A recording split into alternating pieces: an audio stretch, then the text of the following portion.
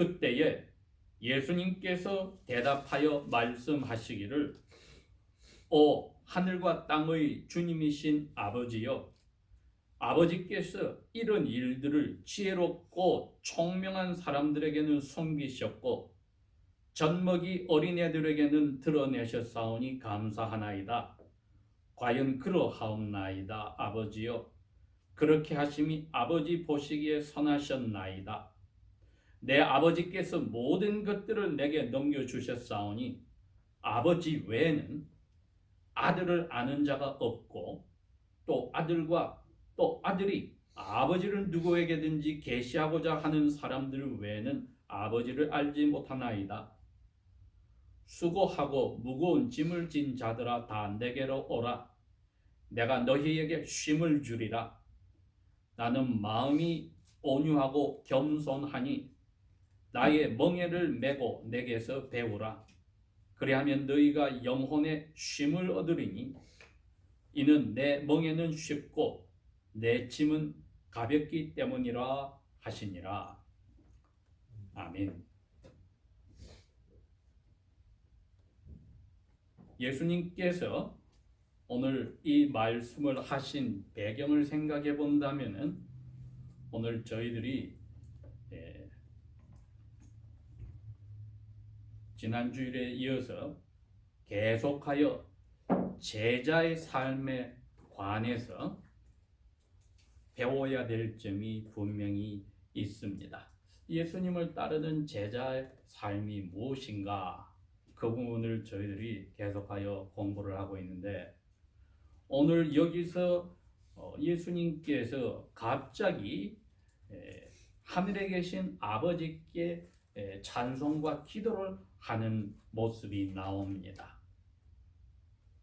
먼저 저희들이 일반적인 사실을 알아야 되겠는데 예수님께서 그 당시에 이스라엘의 그 몇백만의 인구들 가운데에 전국적으로 알려진 레바이라고 하는 그러한 주인님이라고 부르는 그 선생 5분 중에 한 분이었습니다. 그 중에 3사람은 예루살렘에 있는 레바이 스쿨을 운영하는 레바이들이었고 나머지 4번째는 요단강 강변에서 말씀을 선포하였던 세례 요한이 되고 그리고 5번째가 갈릴리 나사렛에서 온 이 예수 그리스도입니다. 그러니 근 2000년이 지난 오늘날에도 정통 유대교에서는 사람들을 함부로 선생이라 레바이라 부르지 않고 자기들의 그 전통에 따라서 전통을 이어온 그러한 자기들 전체 인정받는 사람에 한해서 레바이라고 불러줍니다. 2종류의 레바이가 있었으니 지난 2000년 동안에 하나님의 은혜로 기적을 일으키는 사람을 인정해서 레바이라고 불러주고 그 다음에는 모세, 창세기, 출애굽기, 레위기, 민수기, 신명기에 있는 그 법을 자기가 새롭게 해석을 할 수 있는 권한을 가진 사람에 한해서만 레바이라고 불러주었습니다. 그리고 나머지 성경을 가르치는 분은 소페르라고 해서 서기관이라고 불렀습니다. 그분들이 주로 두루마리에다가 성경을 새로 복사를 해서 성경을 새로 유지해 나가는 오늘날로 치면은 고등학교에 있는 성경 교사들이 되겠습니다. 그러니 레바이란 말을 그분들에게 감히 붙이지를 못합니다. 예루살렘에 있는 레바이 대학원의 그 교수, 원장 되는 그분들이 한해서 심마이, 힐렐, 가말리엘 그분들만 레바이라고 부르고 그 레바이란 말 자체가 라비라고 해서 master, 주인이라는 뜻입니다. by 레바이 그래, my master, 나의 주인님이라는 뜻입니다. 그분들이 학교를 열었을 때 많은 사람들이 그 대학원에 응시를 합니다. 여러분들이 요즘에 대학교에 애플리케이션 넣고 에세이 보내고 하는 거 똑같아요. 그러면 레바이가 13살부터 30살 사이에 있는 사람들을 뽑아서 자기 제자를 삼으면은 그 학교에서 레바이와 같이 나이 30살이 될 때까지 생활을 같이 해서 레바이 은행심사 모든 것을 화장실에 가는 것까지 따라가서 레바이의 삶 전체를 그대로 배우는 사람들을 학생이라고 부르지 않았습니다. disciple, 제자라고 불렀습니다.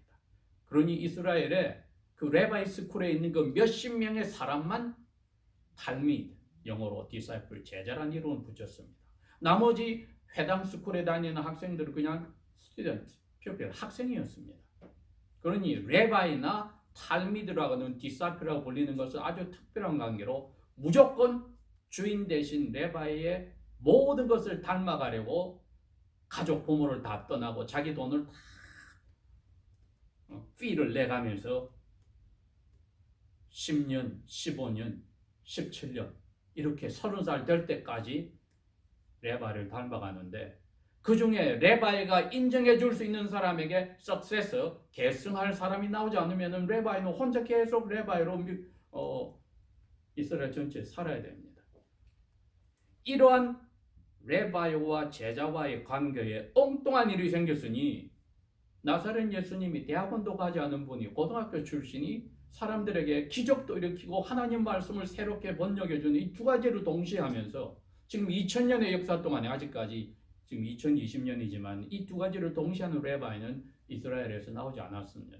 예수님이 이 두 가지를 다 해버리면서 많은 사람들을 레바이 스쿨에 입학을 받아주는 게 아니라 예수님이 가서 디사이플 자격이 없는 사람을 고졸 출신을 그냥 자기 제자로 뽑아버렸습니다. 그래서 12명이 예수님의 탈미dim, 제자들이 되었습니다. 오늘 저희들이 이 제자들이 어떠한 삶을 살기를 예수님이 원하는지 오늘 예수님의 이 기도를 통해서 시작을 합니다. 그때 예수님이 그랬습니다. 많은 유대 땅에서 예루살렘에서 내려온 예수님이 기적도 행하고 새로운 번역을 통역을 하고 해석을 하니까 아니 고등학생 출신이 대학 원장이 하는 저 일을 해? 저 무식한 갈릴리 사람들이 이 예수를 따라가네. 도대체 누구야? 조사로 나온 사람들의 편과 갈릴리에서 예수님이 제자된 이 무리가 이 두 무리가 지금 갈려져 있는 것입니다. 예수님이 그 상태에서 갑자기 하늘을 향하여 두 손을 들고 이렇게 이야기합니다.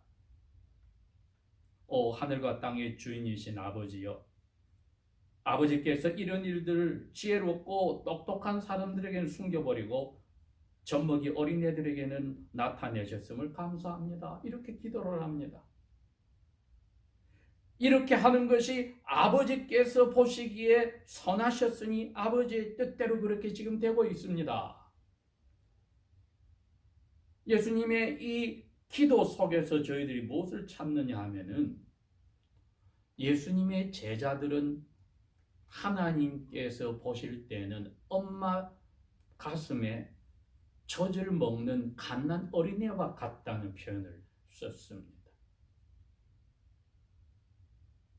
마태복음 5장 6절에 그 말이 나옵니다. 하나님이 마음속에 넣어주는 의에 줄이고 목마른 사람은 복이 있다.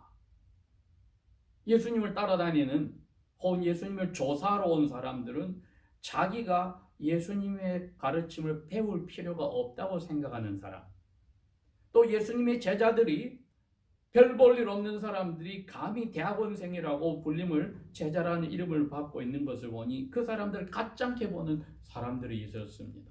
그 사람들은 예수님이 그럽니다. 아버지께서 이처럼 똑똑하고 잘난 사람들에게는 아버지의 뜻을 안 보여주시고 나의 별 볼 일 없는 어부들이고 도둑이고 이런 사람들을 나의 제자로 만드시고 이 갓난 어린애 같은 이 제자들에게는 아버지의 뜻을 보여주신 것을 감사합니다. 이게 언제 정해졌느냐? 이 세상을 만들기 전에 하나님이 계획 속에 아버지의 뜻을 이런 사람들에게 알려주겠다고 정해놓은 것, 선하신 뜻을 저는 감사합니다. 이렇게 이야기를 합니다, 여러분. 그러니 예수님께서 아버지께 감사하는 이유가 자기를 따라다니는 이 제자들이 아버지의 은혜를 받아서 더 이상은 마음이 편하게 살지 못하게 되었다는 것을 이야기합니다. 마음이 불편하고 그런데도 이것을 해결할 방법을 모르는 사람들, 의에 줄이고 목마른 사람들이라고 예수님은 다르게 이야기했습니다. 수고하고 무거운 짐진 사람이라는 뜻이었습니다. 사람들이 아버지의 이 뜻을 예수님을 통해서 성령이 가져오기 전에는 왜 자기가 힘든지를 몰랐다는 겁니다. 예수님 주위에 밤새도록 고기 잡았는데 한 마리도 잡히지 않고 그물을 씻고 있는 제자들, 그 사람에게 가서, 형제에게 가서 나를 따라라고 제자를 만들 때 그 사람들은 이렇게 열심히 일하면서도 피곤하고 마음이, 명절 때마다 예루살렘에 가서 하나님 앞에 예물을 바치고 다 하였는데도 마음의 평화를 가지지 못한 이 불안함이 왜 생기는지 몰랐다는 겁니다. 예수님이 아버지의 뜻을 이 사람들에게 와서 나를 따르라, 내가 너희를 사람을 낚는 어부가 되게 하리라고 불러서 예수님의 입에서 아버지의 선하신 뜻을 들으니까 이 사람들이 이게 내가 마음에 무겁고 힘든 이유였구나. 이 예수님의 말씀이 나에게 생명의 말씀이니까 이제는 옛날에 힘든 이유도 모르고 힘들었던 삶, 그 길로 가지 않으리라. 베드로는 그렇게 고백합니다. 생명의 말씀이 레바이께 있는데 저희들이 이제 어디로 가겠습니까? 다시 고향집으로 돌아가서 어부가 되겠습니까? 세관원으로 돌아가서 세관원이 되겠습니까? 그거 아닙니다. 이제는 수고하고 무거운 짐이라고 하는, 알지도 못하고 힘들어했던 것, 이제 그 원인이 밝혀져서 해결책이 생명의 말씀이, 아버지의 뜻을 전해주는 아들 예수님의 말씀이 있는데 저희들이 어디 가서 이제 살겠습니까? 고백을 했습니다.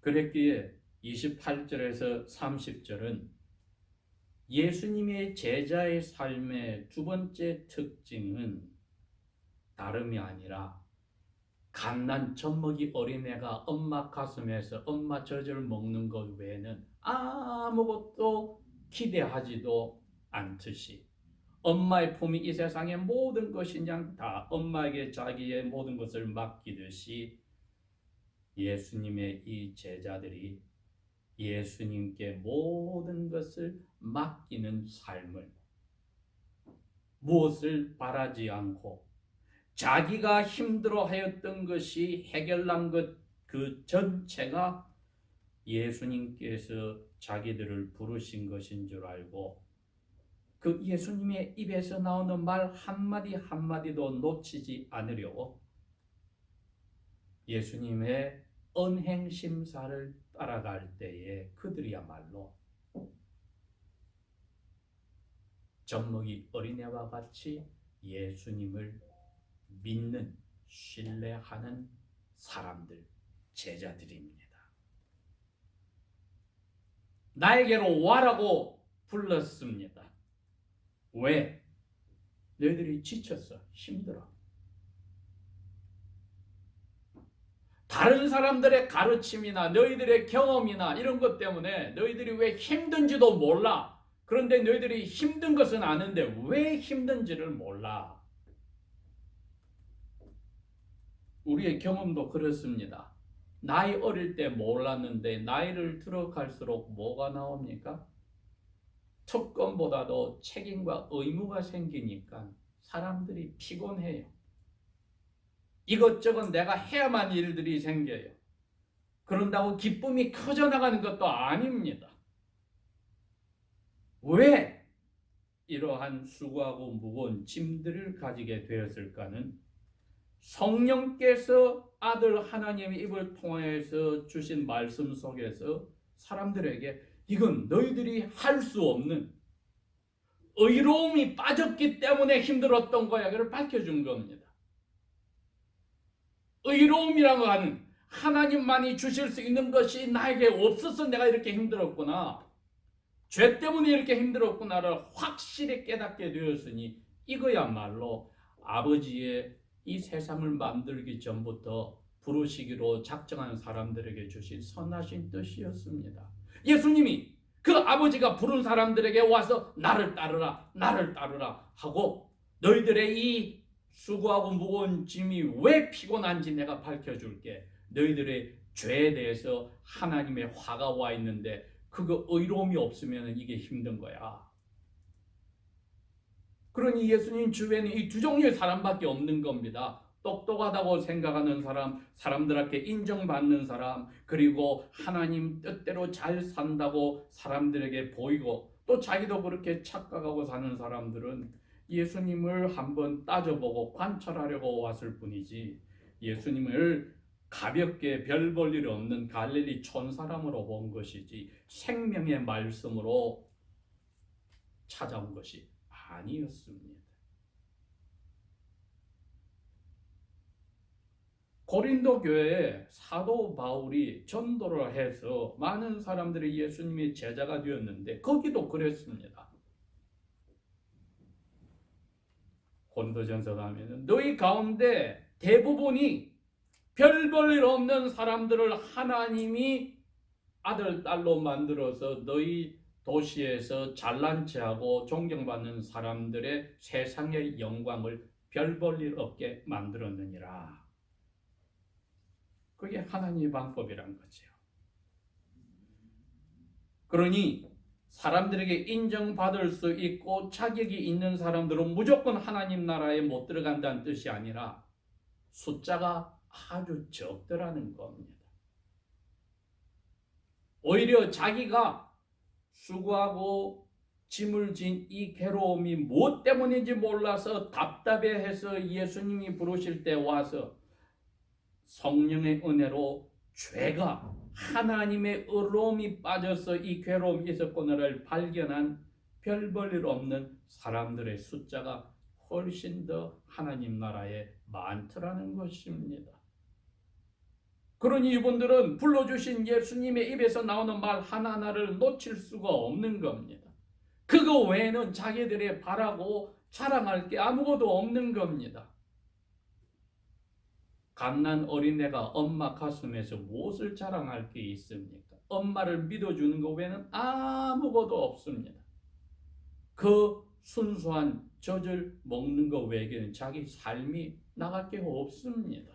우리가 예수님의 제자라고 할 때에 예수님께서 우리를 부르셨으면 이제 왜 부르셨을까를 한번 물어보는 겁니다. 우리가 모든 것을 예수님이 어린애가 갓난애가 엄마 가슴에서 엄마의 젖을 먹고 모든 삶을 바치듯이 바친다고 하면 어디다가 그걸 바쳐야 되는가?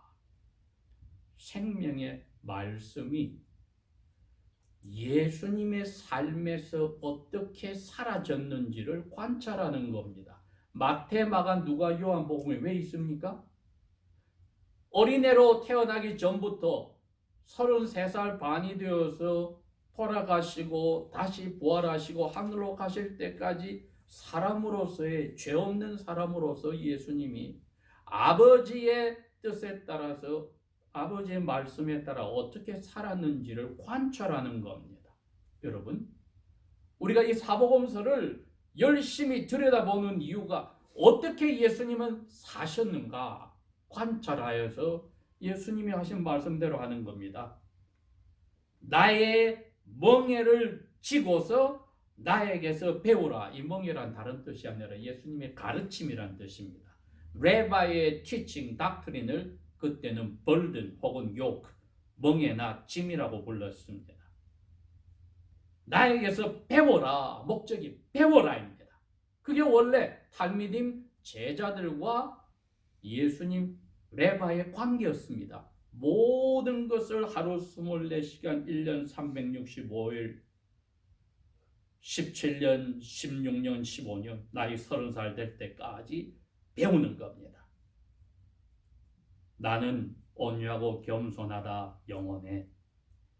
너희들이 힘들어했던 이유를 몰랐던 힘든 것에 평화를 얻을 거야. 나를 너희들이 닮으려고 하다 보니까 지칠 수가 있어. 그런데 내가 아버지의 뜻대로 말씀대로 사는데 기쁨이 나고 평화가 있고 감사를 하는 것을 너희들이 보지? 바로 그거야. 내가 아버지의 말씀을 이렇게 삶에서 나타내면서 너희들에게 내 입에서 아버지의 말씀을 전해주면은 내가 가르치는 이 가르침도 쉬워, 가벼워. 우리가 예수님의 제자로 산다는 것은 이 말씀대로 어떻게 살아 하고 끙끙대는 힘들어 괴로워하는 삶이 아니라 성령께서 우리에게 예수님에게 가득 차주어서 기쁨으로 아버지의 말씀대로 살게 했듯이 우리로 하여금 야, 예수님이 말씀에 따라 이렇게 사셨네. 우리도 그 예수님이 하신 말씀에 따라 예수님처럼 닮아가면서 사는 이 재미로 나의 나머지 제자의 삶을 살아야겠구나. 이 결심이 날마다 말씀을 읽고 듣고 생각하고 할 때마다 성령께서는 샘물처럼 점점점 넘치게 해준다는 겁니다. 이게 말랐다면은 뭔가 우리가 제자로서의 삶에서 하나님을 슬프게 하는 무슨 일들이 있었겠지요. 그러면은 수고하고 무거웠던 그 길로 이끌어서 주로 어려운 일을 통하여 다시 저희들을 깨우치고 돌아오게도 하는 것도 감사한 일입니다.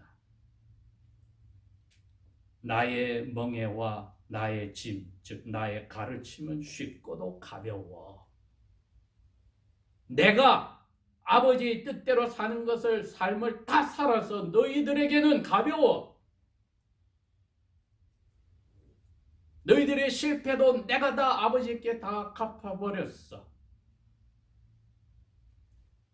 아주 자그마한 순종의 시작이지만은 어린애가 아무 힘이 없지만은 엄마 가슴에서 젖을 먹기 위해서 다 엄마에게 자기의 삶을 맡기는 자세를 아버지는 예수님의 그러한 삶을 통해서 우리에게 보여주면서 너희들도 그러한 말씀에 다 던져버리는, 따져보고 계산해보고 취사선택하는 그러한 모습이 아니라 예수님의 입에서 나온 말은 무조건 그대로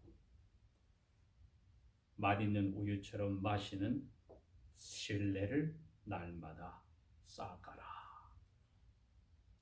어린이에게 명령한다고 젖먹이가 그렇게 엄마를 믿는 게 아닙니다. 성령께서 우리를 영적으로 젖먹이 어린애처럼 만들었으면 새로 시작된 자연스러운 본성입니다. 기도하겠습니다. 우리의 영혼 속에 의에 줄이고 목마를 수 있는 아버지의 뜻을 심어주신 성령님을 찬송하고 감사합니다. 예수님의 아버지의 뜻을 이루는 삶이 우리 대신 지신 모든 순종의 삶이 이제 우리에게는 복으로서 올 때에 바꾸신 우리의 영적 성품이 우리의 영육을 살려주는, 우리께 순종의 기쁨을 주는 예수 그리스도의 말씀이 되게 하여 주십시오. 성령이여, 새롭게 바뀐 우리의 이 본성이, 하늘나라께서 주신 이 본성이 평화와 기쁨과 의로움에 굶주리는 날마다의 삶으로 이끌어 주십시오. 예수님 이름으로 감사 기도합니다. 아멘.